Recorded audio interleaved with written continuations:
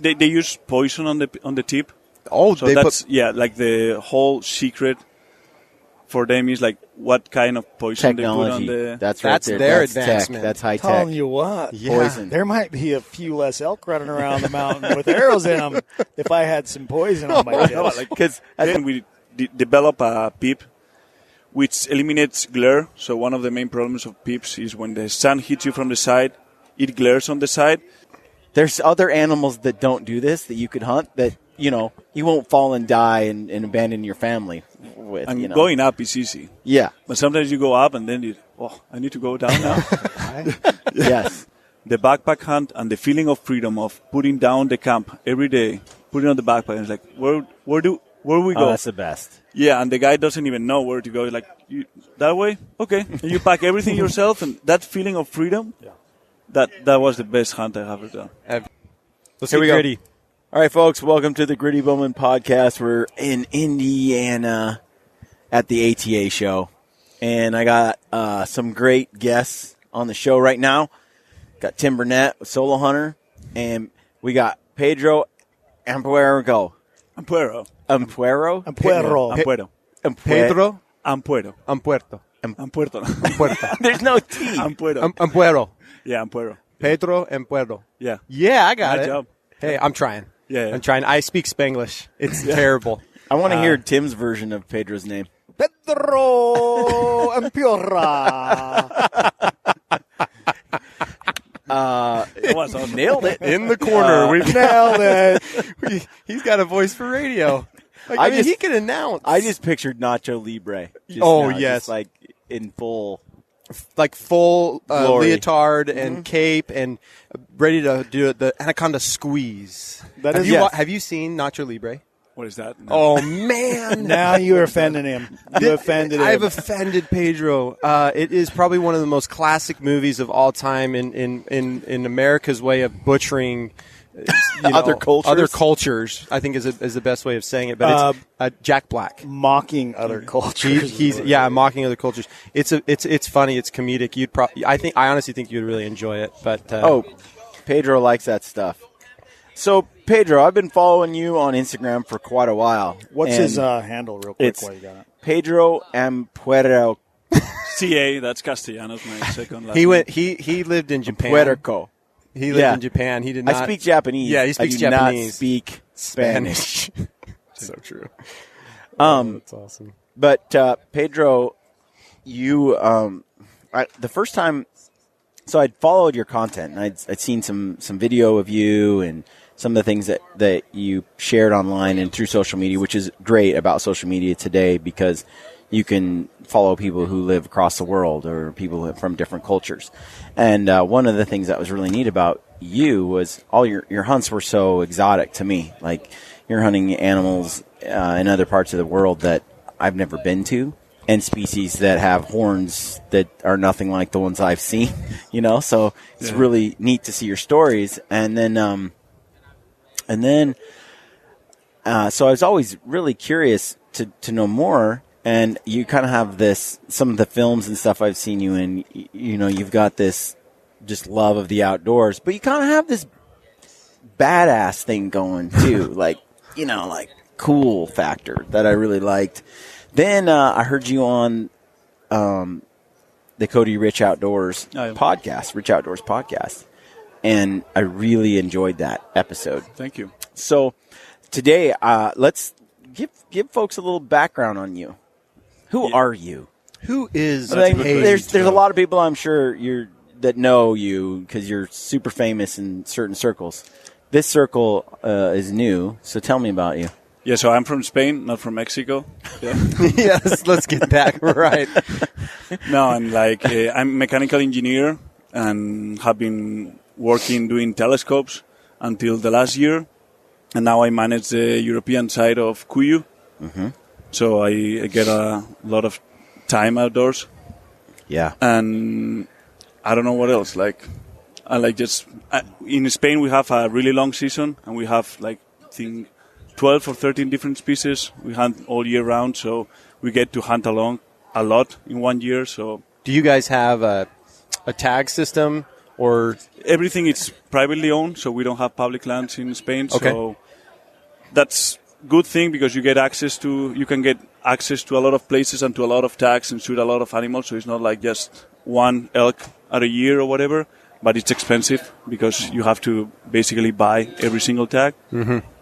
that would be really hard for the public land ranch that you hunt on. Wouldn't go over very well. would it? No, it wouldn't. I don't know that he could Well, hunt in but Spain. so I had I had a meeting today with OnX, and that was one of the things that we discussed was the one of the things that resonated so well with that film wasn't the fact that I just focused on hunting public land, but the fact that there is access programs through the landowners and that we actually need those landowners because the trend has been in certain states and certain parts of the country that it is going privatization. The sad reality is out there that there's a potential for it to go that direction in Utah, Idaho, Nevada, whatever else. So we have to still cooperate and work with those private landowners to have the relationships with the hunting community that, yes, we can allow access because really we're not about hunting public land and being only a public land hunter. I'm an advocate for access. Yeah. I want people 100%. to have the ability and access to hunt no matter what it is. Absolutely. And I just think it's interesting for listeners to understand that because I think a lot of times we kind of live in this bubble here in the United States where I experienced it kind of for the first time doing my only international hunt that I've been on is in New Zealand. And they don't really have like tags or any of that, but they have some public and they have some private. But like you said, in Spain, it's pretty much you need access to those to the landowners' properties or the land. So like the towns own a lot of hectares or whatever. So you lease the towns for like 10 years. So you can actually between a few friends, you lease a town for 10 years. You do the management of that area, and it's the state the one who tells you like you can shoot 3 red stags, 2 females, wild boars or whatever. So the state manages the wildlife, but the town manages the study, but the town owns the land. And when you say town, define a town. A town isn't a town like we would. It's a like province Indianapolis, or it's no, it's like Indianapolis it is. or like It is a town. I don't know. Town. So it's So not it's- like a concession or an area, a specific geographical No, area. it's like a every unit. specific little town Interesting. has their own area. Okay. So they lease the hunting on that. Oh, That's interesting. From Spain. That's- Mother- Yeah, so they make like an auction every 10 years or whatever, Okay. and they offer a public auction, and you can go with 10 friends, with one, by yourself. And when you get the tax, you own the tax. So I can sell it to you, hunt it by myself, invite you. So So you got to be on the ball. You got to plan that out in advance. Yeah. Have some backing yeah. behind you. no, and actually, when you get like a lease for 10 years, you have the right to equal the biggest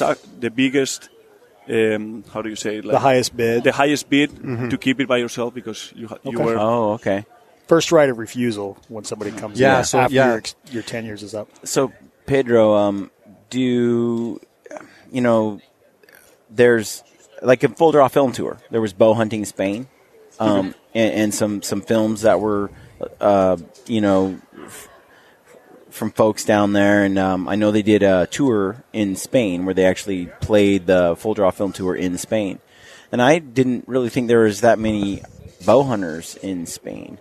So what is the health and status of bow hunting in Spain?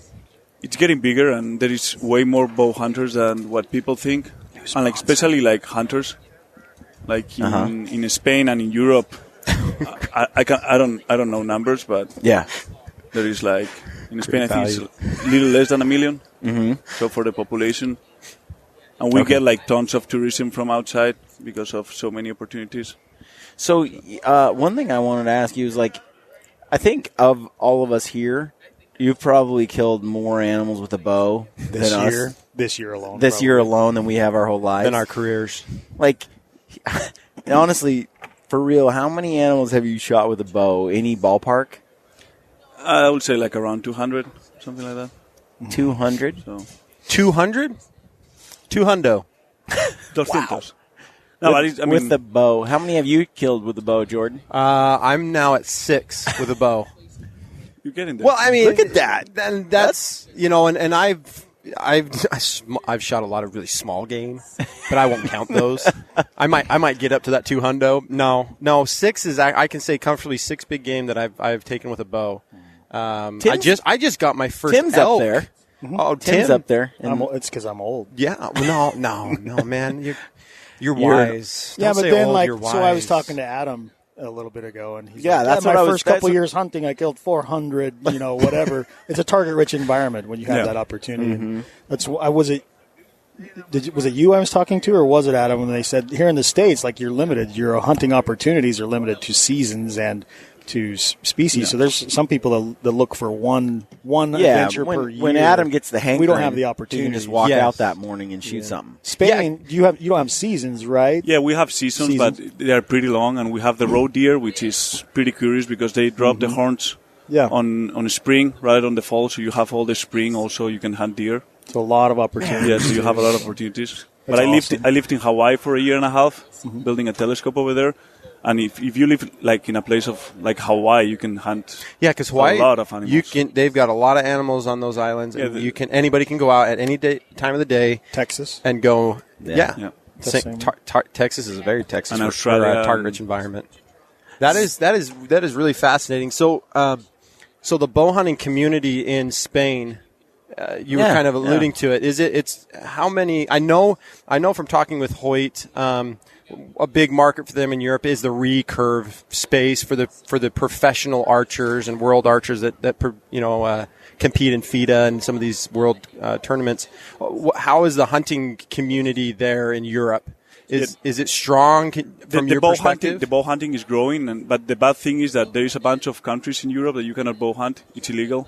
Oh, really? Like, What countries are like the UK, Germany, Austria, Switzerland? Yeah. So they've outlawed the hunting it's with completely bows. illegal, and I don't know if they will open ever. So That's kind of what and hinders it. limits a lot. But Spain loves us. Yeah. That's cool. I like like bow Spain. hunters. I've looked at Spain for several years. You look at that. To want to go there? Yeah, but until you actually know someone or have that connection that has those opportunities, or pay a that's pretty expensive guide fee, or That's what I wanted to ask you about, Pedro. Is you've hunted all over. What and I've seen you in the mountains a lot. So what is some of your favorite hunts you've done, and for what species? That's a tough one. I like everything. So I like the bow, the rifle, the shotgun, and mountains and plains games. So I don't know. If you had to pick, What's been one of the few. most impactful hunts? Like maybe it was a greatest reward moment. Like, because I think I understand what you're saying. Like, and I'm kind of like that. Like, shoot things with a bow or gun or shotgun. I enjoy the pursuit of all. But what was maybe a hunt or a pursuit that you had that when you finished it, it was like it meant so much to you because maybe of all the hard work or what do you think? Yeah, like this January we went to northern Cameroon and we hunted there hard for Lord Derby, which is the largest antelope on earth. Cameroon. Yeah, I don't know my geography. it's in the middle of Africa. So Okay. And the Lord what Derby- was it that you were shooting? Lord Derby Eland, which is the largest antelope on earth. That's an antelope. it's more like they're huge. Yeah, huge body. and that's the biggest subspecies of them all. Lord Eland. And it's a really tough hunt because you track it. So we spent 4 days tracking that same group until we finally got to shooting distance. I'm looking at your Instagram page here, and for people that are following along, it's Pedro, Pedro, Ampueroca.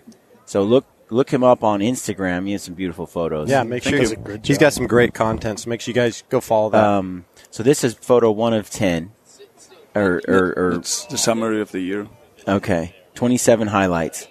I started the year over a campfire in the northern part of Cameroon with my dad. We hunted hard for a couple of days, especially focused on the giant Lord Derby Eland.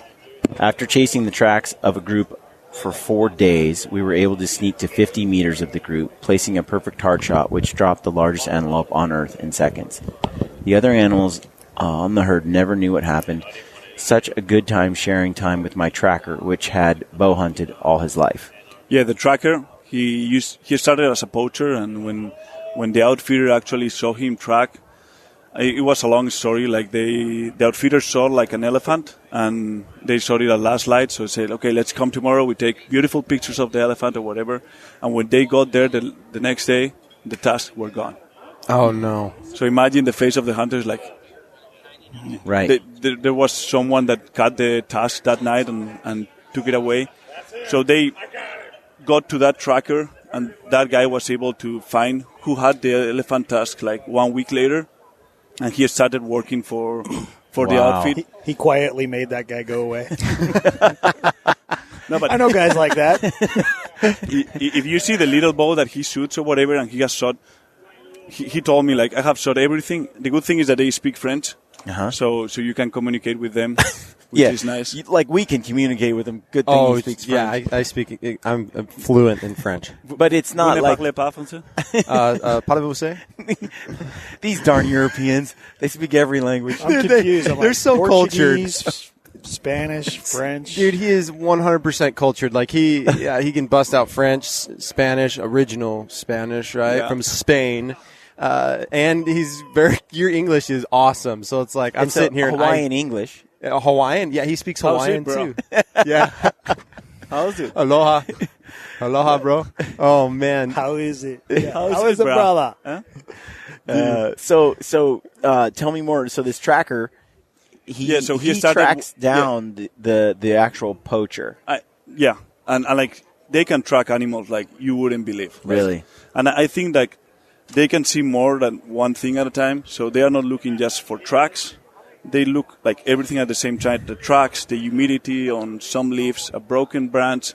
So they have that ability to be able to focus in a bunch of different things that us, we can only see, okay, let's look for blood. And you look for red.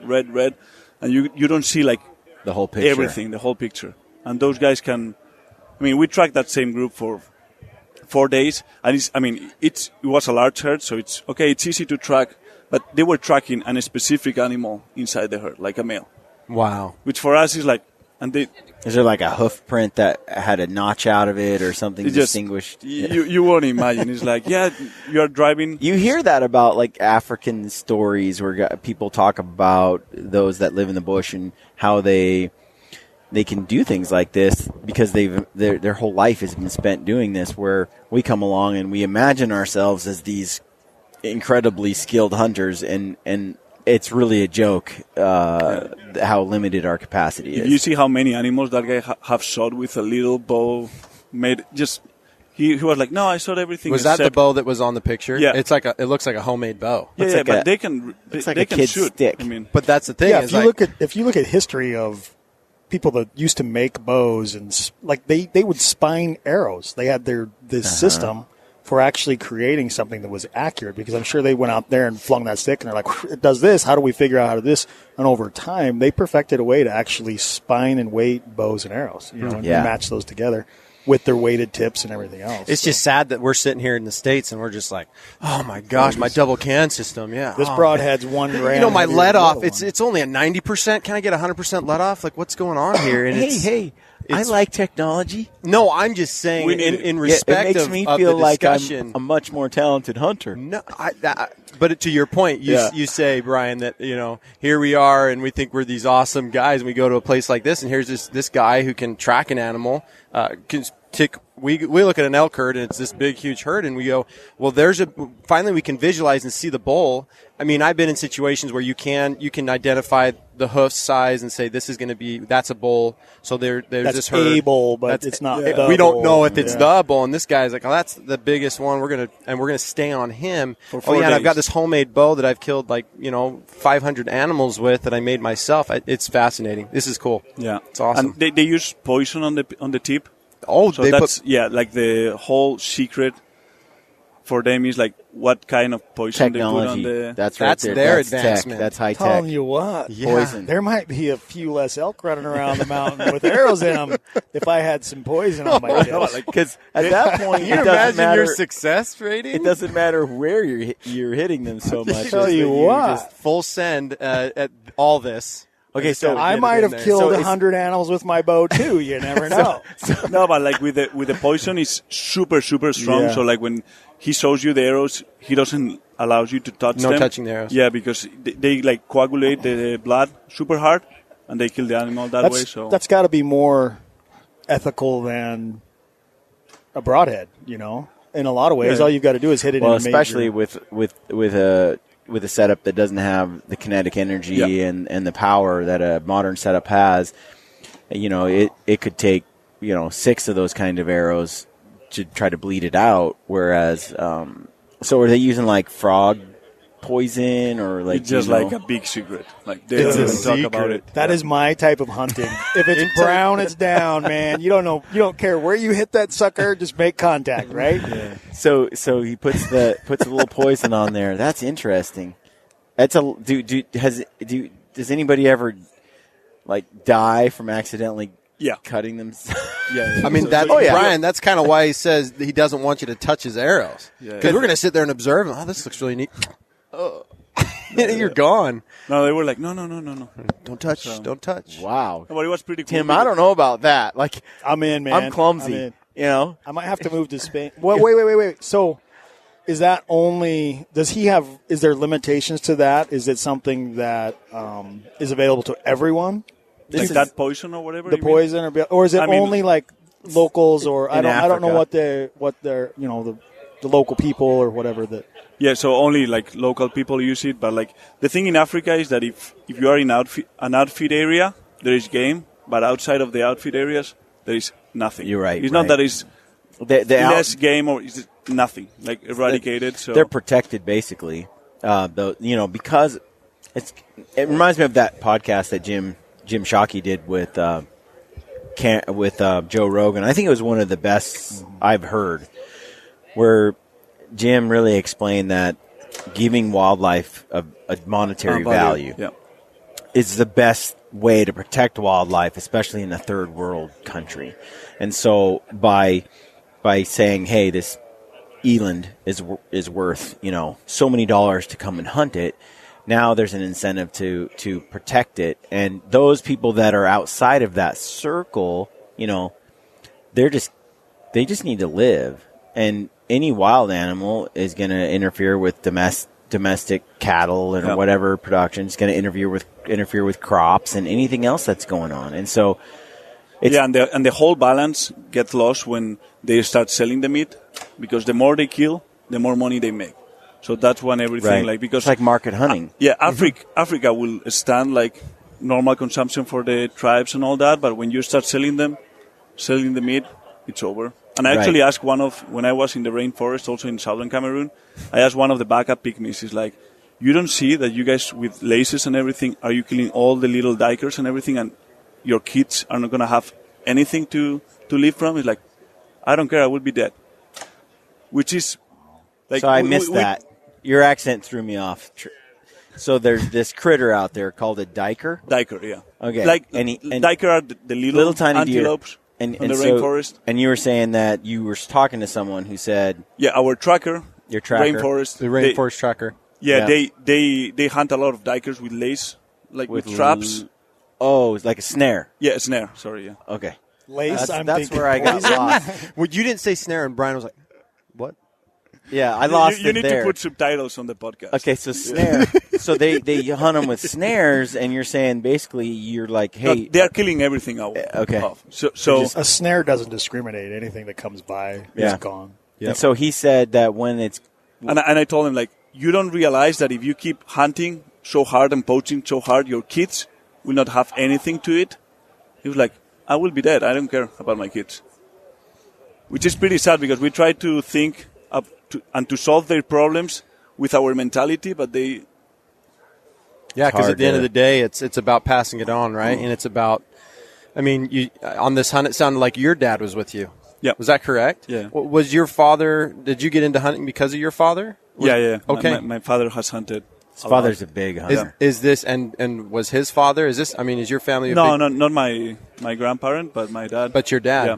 Very cool. So that was a big part of you is learning all about hunting and wildlife and the preservation of it, the management of it, and the importance of it from your dad. And you're obviously trying to share it with others.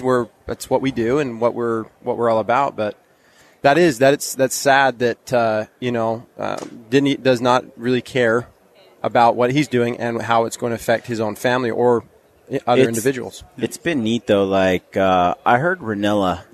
I don't remember if it was a podcast or an episode of Meat Eater, but I think it's what's that, Dorado fish or something, where he was interviewing someone down south. My geography, and I'm so well. Okay. That covers it. But yeah, somewhere like South America. He was interviewing some of the natives, locals that are there, and they would catch these fish as kids and sell them in the meat market. So it was like market hunting, right?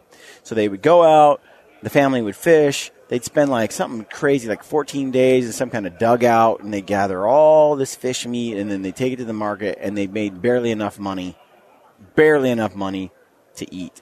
And they're wiping out the fish.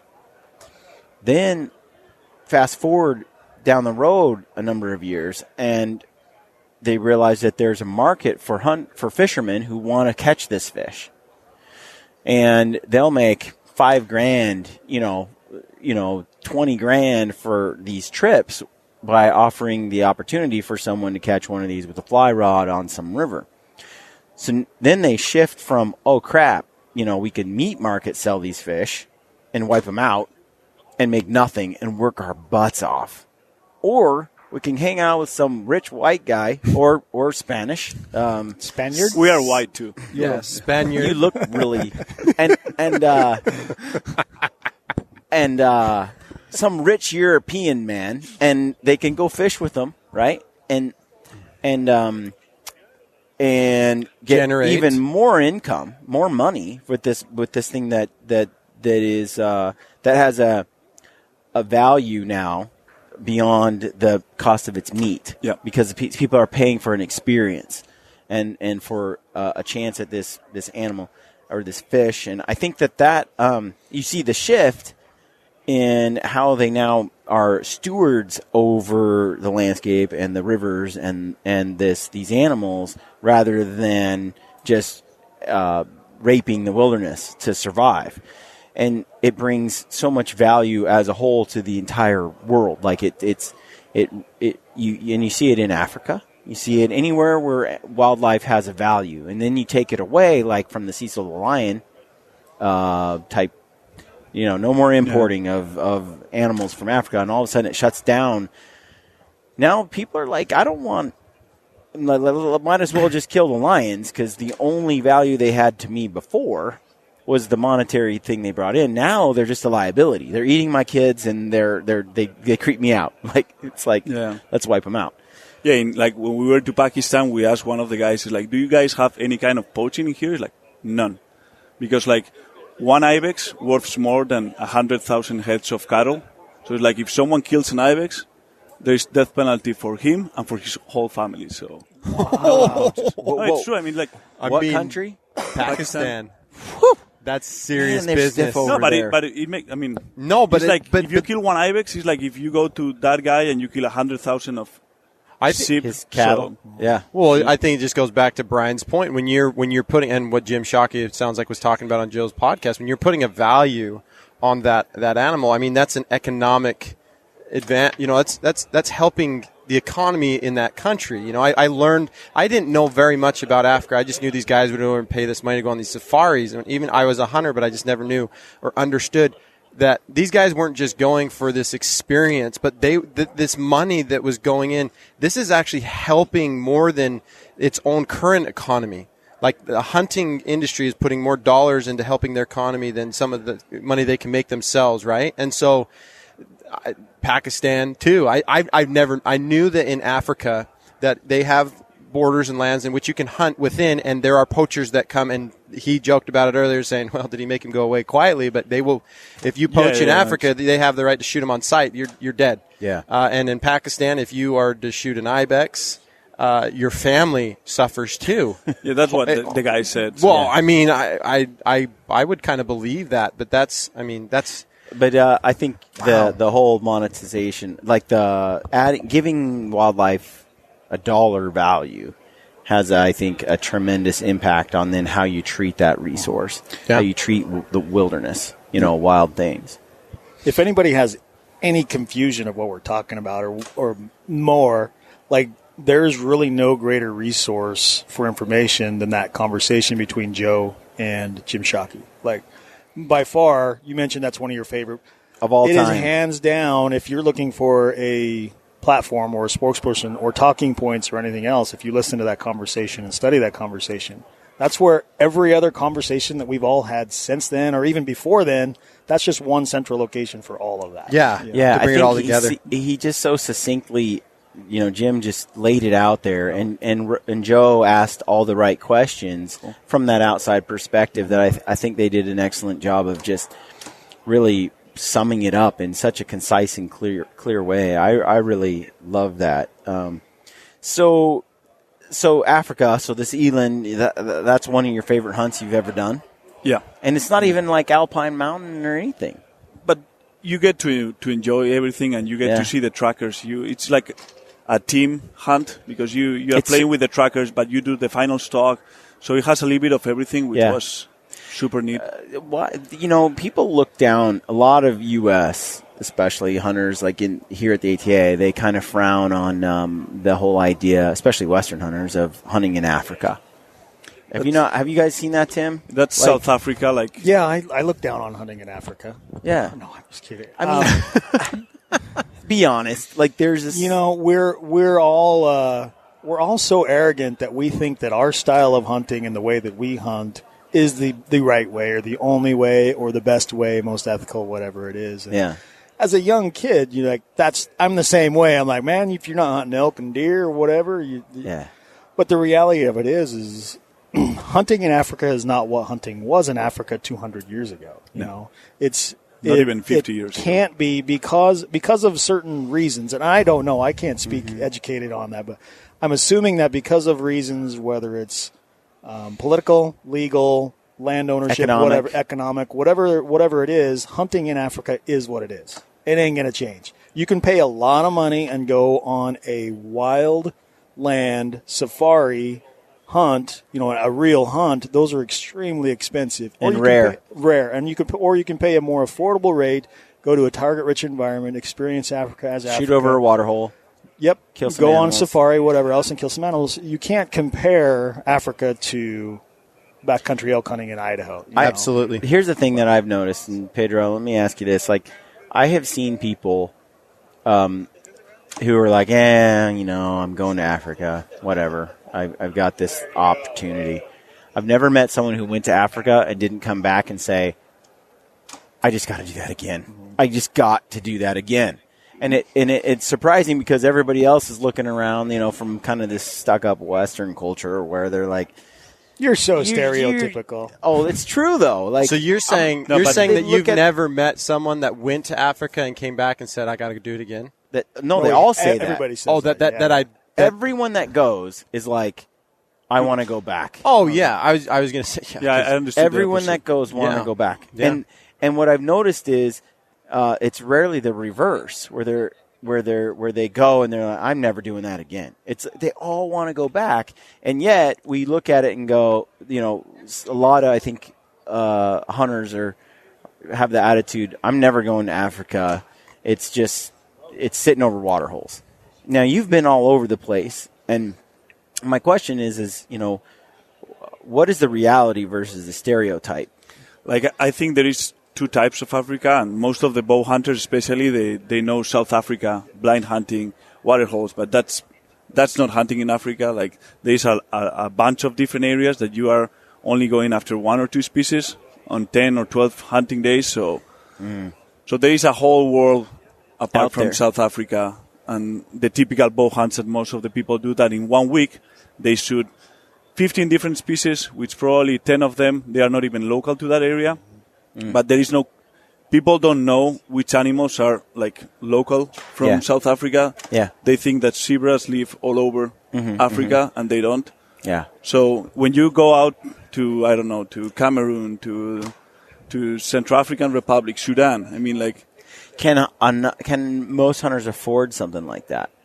I mean, price-wise, I don't know that it's as attainable. I mean, I think it's great that there are people who are willing and have the money to help add value to that wildlife, but I don't know that it's accessible to a lot of guys. Probably like a Mozambique hunt for a sable or whatever will be the same cost as South Africa, but you will only shoot one animal.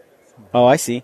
So you could go depending down on what you're looking for, I would rather shoot an Ayala spotted stock in Mozambique than shoot 15 animals from a or blind, 7 so. or whatever somewhere. Yeah, in South Africa. So and it's cheaper than some of the hunts are cheaper than doll sheep hunt or like a mountain goat hunt. So so it's not that it's that expensive. So I mean there is that like super expensive hunts in Tanzania where they ask you for like 21 days of daily rate, and you can shoot like a lion and a hippo or whatever, and those get super expensive, but when you go to Zambia, Mozambique, and so what is tell me this, like what's a sort of exotic country / hunt that is surprisingly affordable that you've enjoyed? All Asia, like all Asia hunts for goats, for like ibex, they're pretty affordable.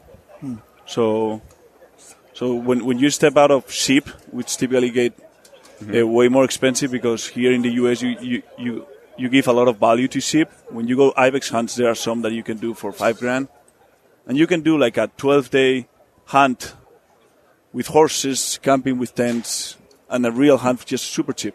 Really? It seems, you asked the question on some of those exotic hunts. As I've started to, I did that hunt in New Zealand, and like I said, that was my one and only. But I've been given opportunities to go to Africa. Matt Davis went to Africa, same thing. Even with a trad bow. He just wants to go back. Yeah, that's all Matt wants to do is go back, and here he is with a trad bow, and he always says I'm a poverty hunter because I hunt with my trad bow, and my opportunity is limited because of that. But I like that, and that's a challenge for me. But he went to Africa, and it was affordable.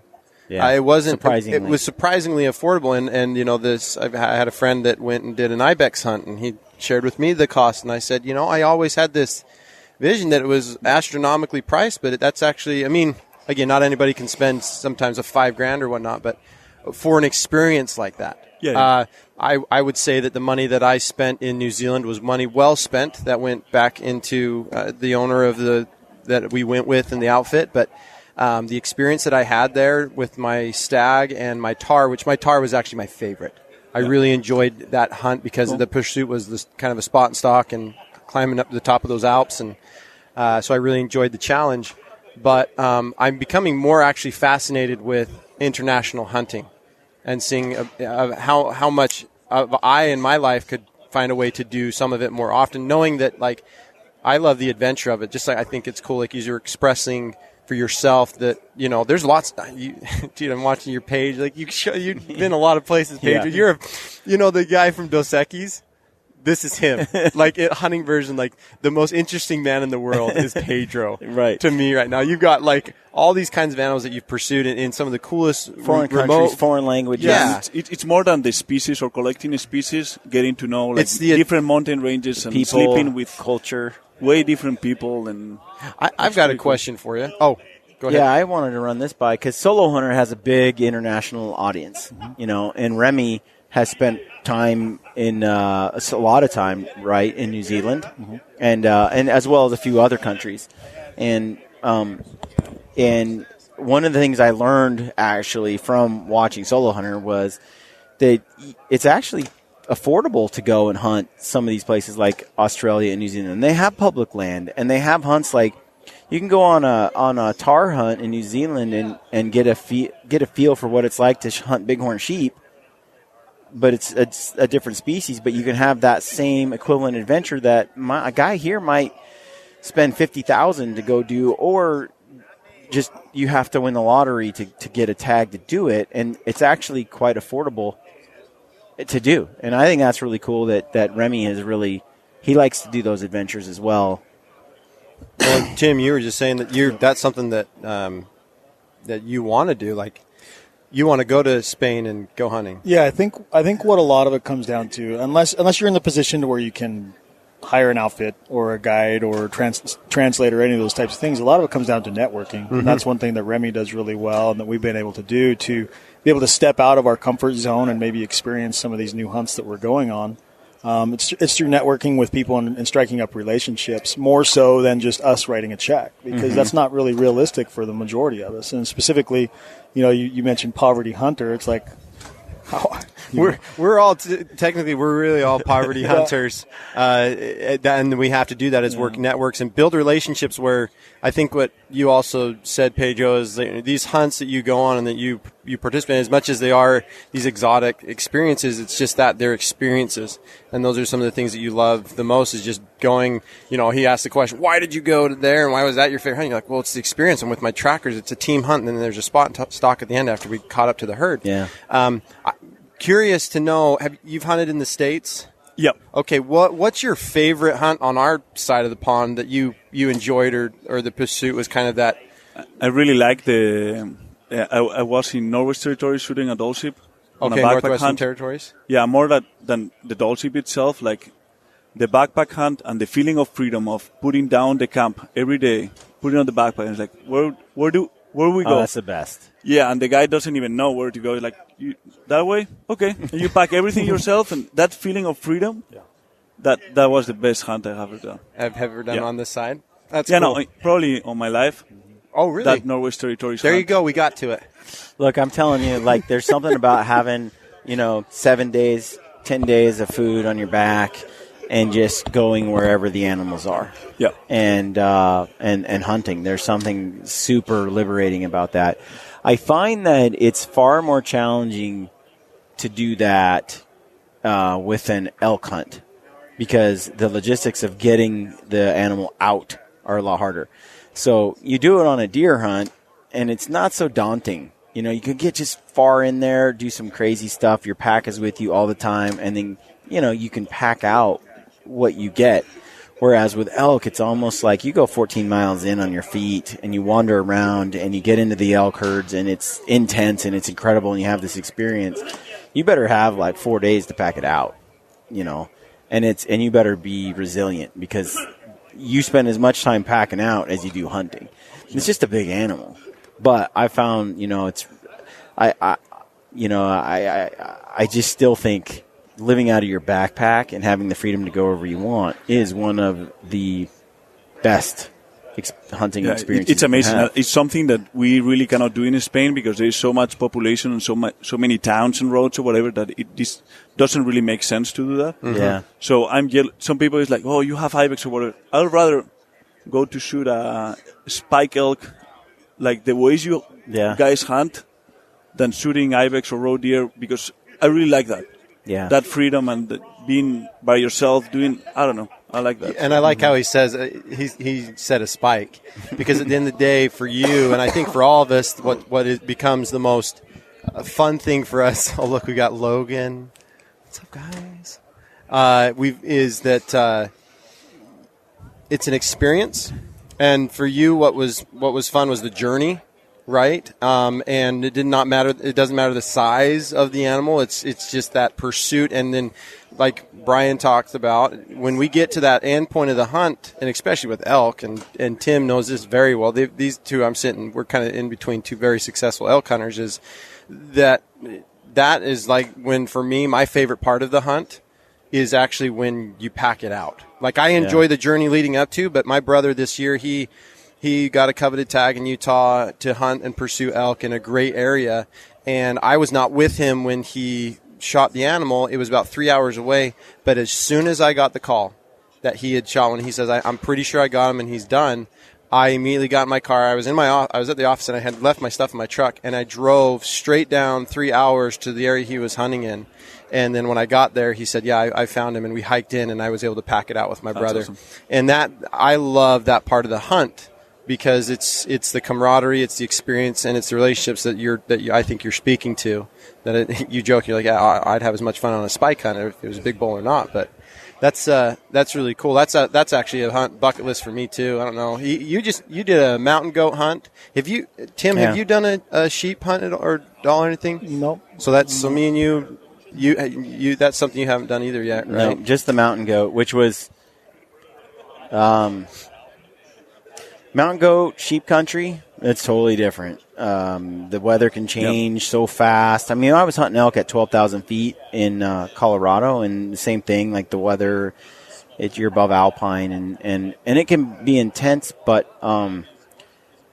elk don't hang out on 2,000-foot cliff ledges, And so going after goat, there were multiple times where falling to your death is a real possibility. And it's like there's part of me that is excited to go climb that cliff and try to kill that goat, and there's another part of me that's like, this is kind of dumb. Like, there's other animals that don't do this that you could hunt that, you won't fall and die and abandon your family with. And going up is easy. Yeah. But sometimes you go up and then I need to go down now. Yes. So that was intense. And you see Aaron's goat after it fell 2,000 feet. And, you realize, just from the look, you don't want to fall. It's over. But a friend of mine died last year on the summer hunting in Russia, in the Caucasus. He fell down, so yeah, you have to be careful, and you need to know when to say no. Especially in some places, the guides they are like goats. They really can hike, so you need to be able to say, I can do that. I cannot do that. Don't let your pride get in the way of of your life. They can do it, and they will hike, and they will, but we can't. So I wanted to I wanted to read something here. So when I was elk hunting in Montana, and I shared my story. It didn't go so well. Your elk hunt or the story? Well, both, because they were related, and so I missed the bull. I didn't hit him well, and anyway, so Pedro wrote to me while I was up there, and he said, and I thought it was good. It's kind of what I needed to hear at the time, and he said, "Sorry, it didn't work out. I just saw the story now. It sucks when things don't work out." And you were like, I wish I could rewind 1 minute in time to repeat that. But you have to learn to love that part of bow hunting too. I think that things always happen for a reason, and that there are bigger plans. So don't worry. Something amazing is coming your way, and you will be better prepared. I also agree on the release, because I talked about using a hinge release and versus a trigger and stuff. And he said you can activate a thumb release with your back muscles, the same shot execution that you do. It's a surprise release, but the surprise is always inside 1 second in time. While on the one you use, the surprise is inside 3 seconds. In hunting, you need to be able to command your shot off, wind, running, quick shots, etc. Check. You mentioned some other releases. It is something in between a finger release and a rotation release. You know now how a good shot execution feels like, and that's all that you need to replicate that. And thanks for sharing your story. And so I really appreciated, especially you're kind of down. You feel like you've been kicked while you're down, And Pedro's like, look, we all miss, and you've killed so many animals with your bow. I have been there so many times that I don't even care anymore. He's like, and that's just it. Is as soon as you think you got it figured out, because I was like success with my bow, and then epic failure, crash and burn. Like it was like, what happened? Like I thought I had it all dialed. And so it was really humbling, but I really appreciated that. One of the questions I have is for you, having killed a lot of animals, all sorts of places with your bow. What have you learned? Like, what is your release that you like to use? What type of release? And we talked about this because I was trying to use a hinge, and trying to make a hinge go off is not that easy. Yeah, a thumb trigger release, like the handheld or whatever, you can still command your shot, like execute it with your back and all that.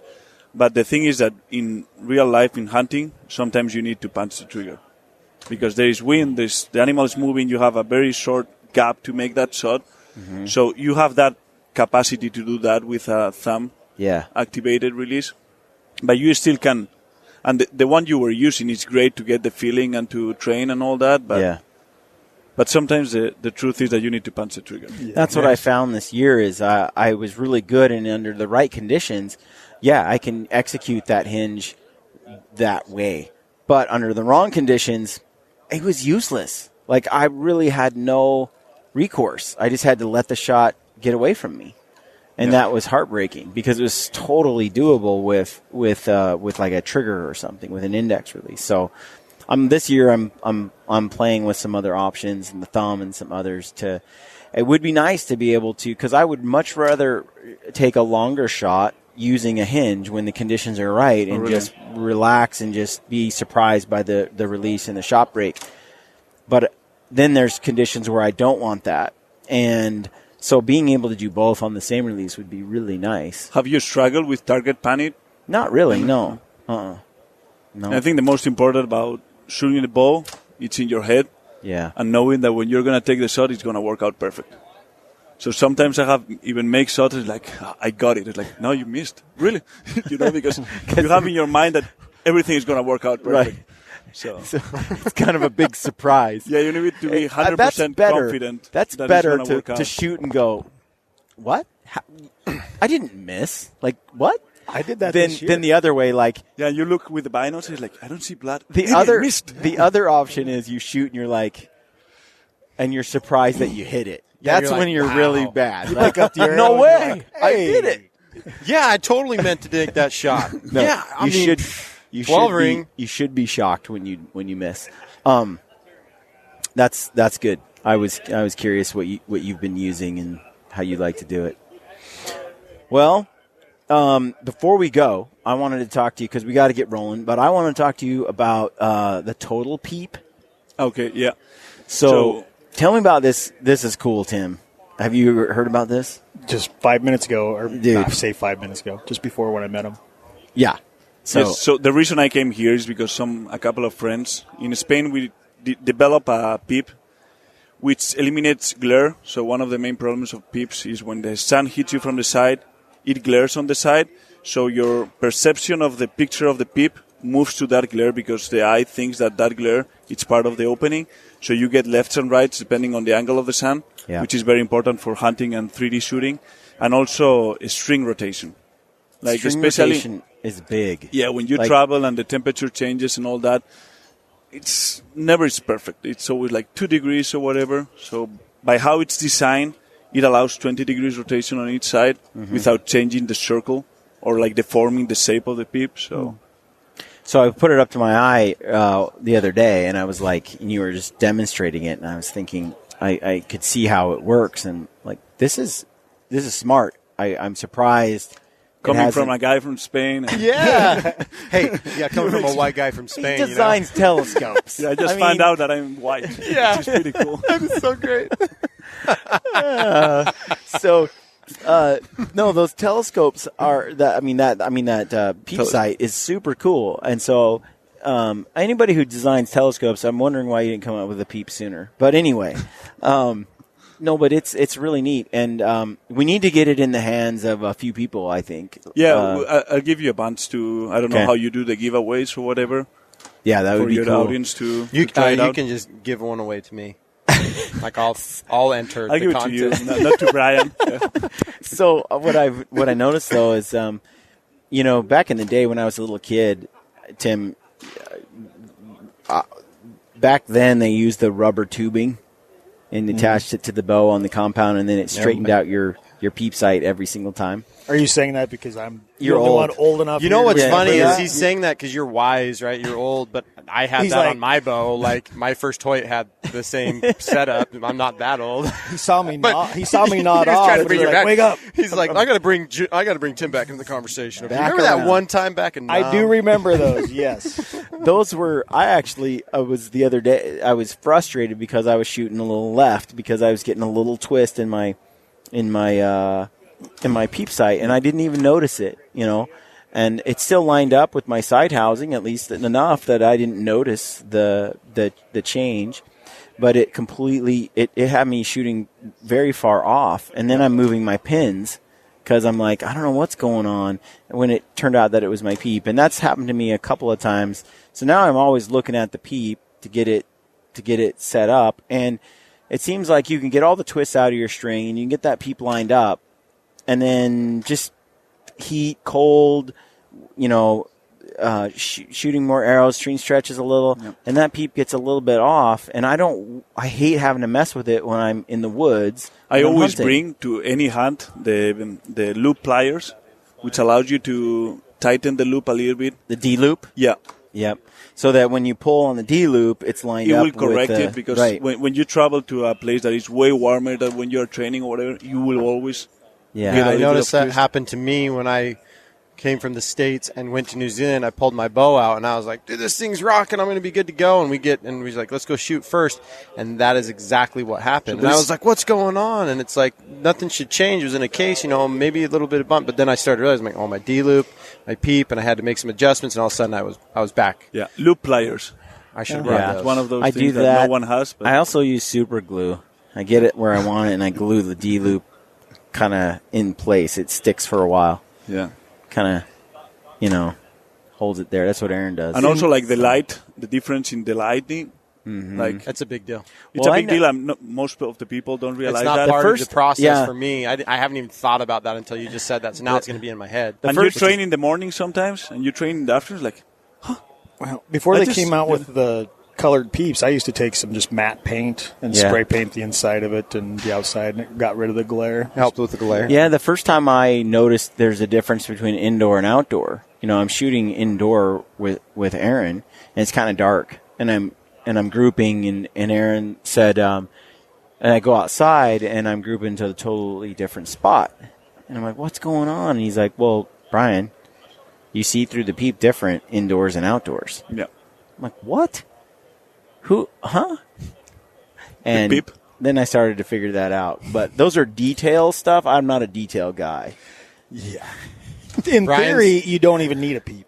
If you're anchoring in the same spot and everything's all lined up in the same, you can train yourself In theory. instinctively. You don't even need a sight, right? Yeah. You don't even need an arrow rest. You just or a need to release. poison. Full send. Poison and a We have recurve. fingers.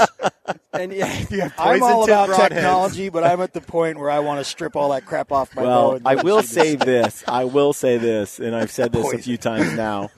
I have moved to the point where, yes, I want to be accurate with my bow, especially in like TAC, Total Archery Challenge, and stuff like that.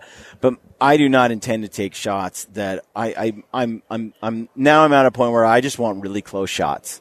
That's what I want. That's the goal. That's the experience I want to have anyway. And I'm much more confident in making the shot the closer I am. So my maximum, effective range, I've pulled that in a long way compared to earlier this year. And I think I'm just going to be a lot happier doing that for me. Yeah. So Pedro, you, like I said, you are probably one of the most interesting people in the world.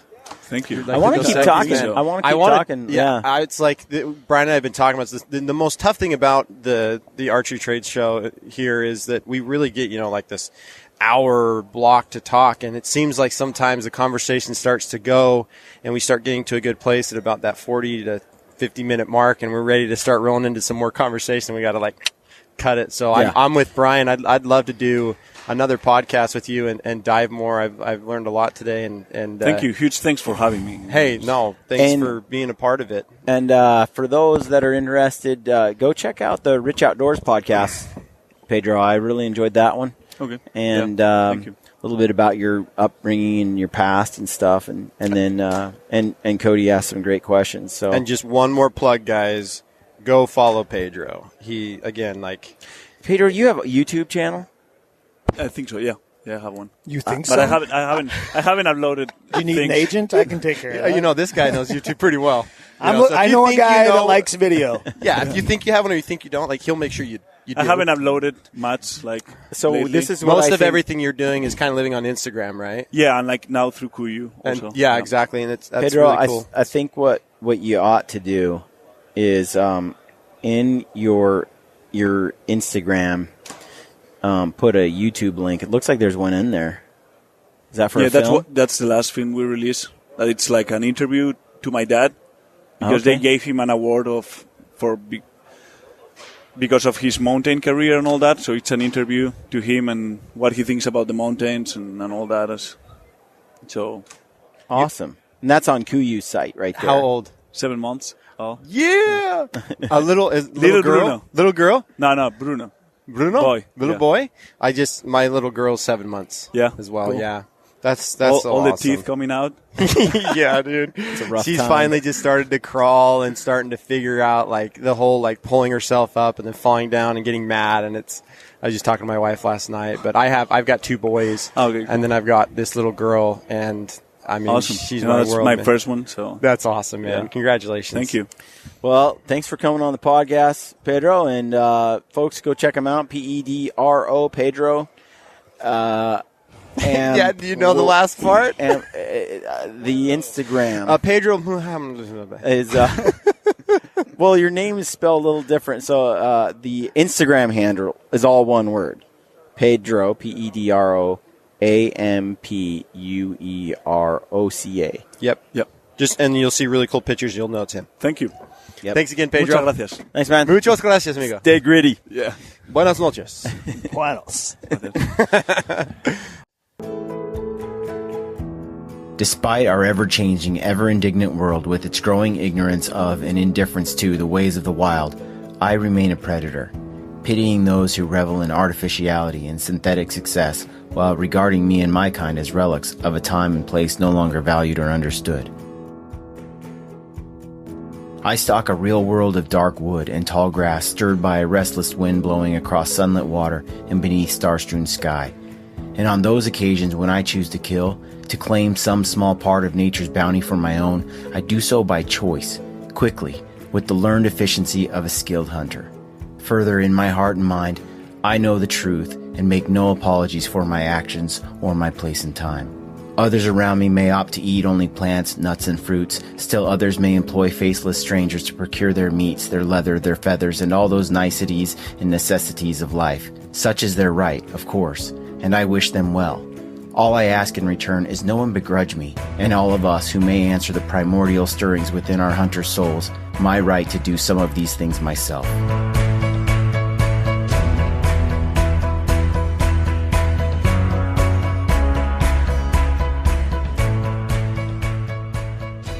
What you just heard is a quote from M.R. James. We truly live in a world that is largely ignorant and indifferent to the ways of the wild.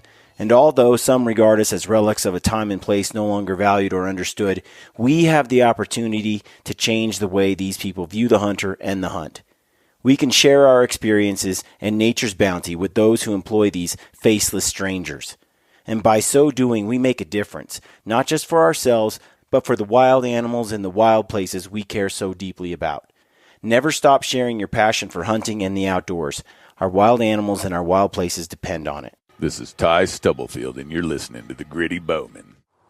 Gritty Bowman.